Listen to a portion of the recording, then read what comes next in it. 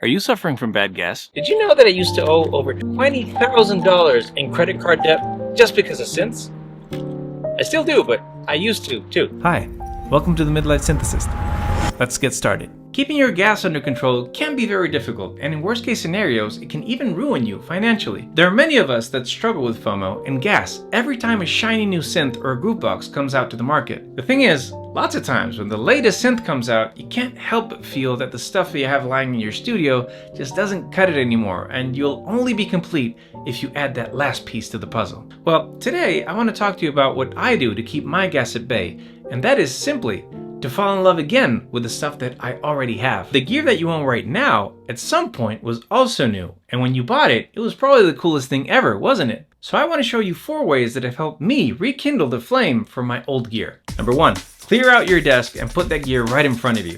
If it's too big, put it on a stand, but the idea is make it easily accessible. This might sound overly simplistic, but believe me, it's insanely effective. The main problem with gear hoarding is that sooner or later, you end up stacking your gear on shelves or racks or even stuffing it in the closet. You think to yourself, yeah, I'll take it out when I need it, but instead what usually happens is that taking it out and setting it up becomes so much of a pain that you end up using something else. Ironically, it's usually what you have at hand, thus proving my point. After a while, not only do you not bother taking it out, you might even just completely forget that it's there.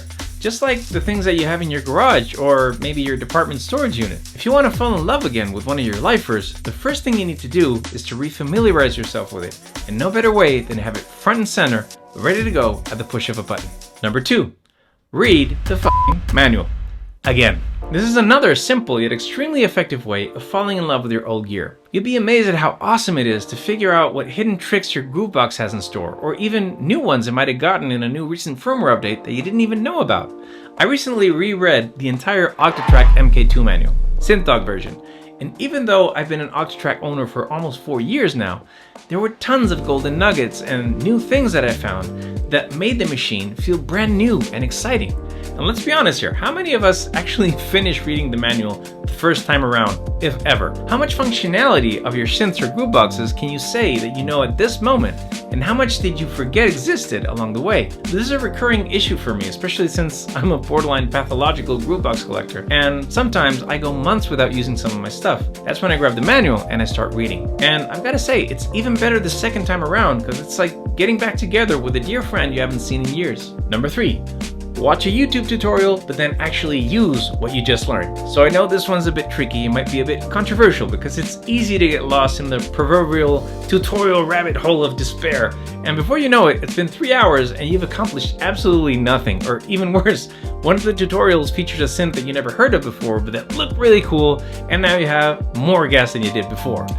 Damn you, Tinez! But at the risk of getting sucked into that void, YouTube offers a vast library of knowledge, of new ways of using your gear that you might have never thought of. And I found huge amounts of inspiration by just watching other people use the stuff that I also own. The trick is to try and choose videos that either are very specific or just have that synth or groove box that you have, not much else, so as to keep temptation to a minimum. But most importantly, it's crucial that you don't binge watch tutorials. I'd say maybe 2 is a limit before your mind just stops absorbing information and instead of growing and learning, you're just procrastinating. But most importantly, it's essential that immediately after watching said tutorial, you actually sit down and do the thing that you just learned. I was a repeat offender of this when I first started learning video editing and color grading. I would spend hours and hours watching tutorial after tutorial, but it would be days before I actually applied anything. So when I started doing it, I couldn't even remember a fraction of what I'd watch, if that. So be specific, be concise, and be disciplined.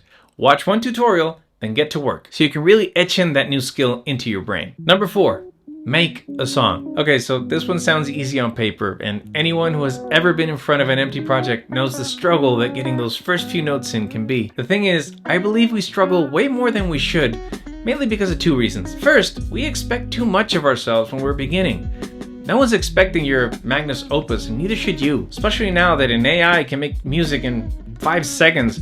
The process is what's important, not the final product anymore, so we have to change our mindset. Enjoy the time that you're struggling, because that's the good bits of making music. And second, because we're always busy thinking about how amazing our music would be if we just had that new synth or plugin that just came out to complete our setup. Now, I don't know if this is a problem for other musicians like guitarists or classical pianists, but we synthesists are constantly dreaming about better sounds found elsewhere. Funnily enough, I've found that the music itself doesn't suffer, so to speak, if you use a sound that's not the ideal one. Often I hear people criticizing the isolated synth engine sounds from a Deluge or an OPXY, but when it's part of an entire track, I'd wager that the listener doesn't notice or even care, just so long as the track makes them feel something or gets their heads bopping. Also, I've heard the wildest sounds come out of free plugins, and I've heard fart fest coming out of $10,000 rigs. The thing is, when you actually make your music, the individual value of each individual synth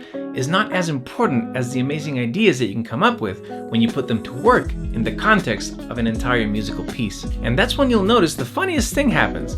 Since you're so absorbed by the music making process, your brain will stop obsessing over whatever gear that you don't have, and instead it'll focus on creating music, which is exactly where you want to be. If you're still here, thank you so much for sharing your time with me. Remember that if you like what I do and would like me to continue making videos like this, you can always help me out by just clicking the like button, commenting, or even joining my Patreon community and supporting my channel directly. Anything and everything you do is always appreciated. Thank you so much for watching. I hope you found this video useful, or at least entertaining. Have a great week. I'll see you next time.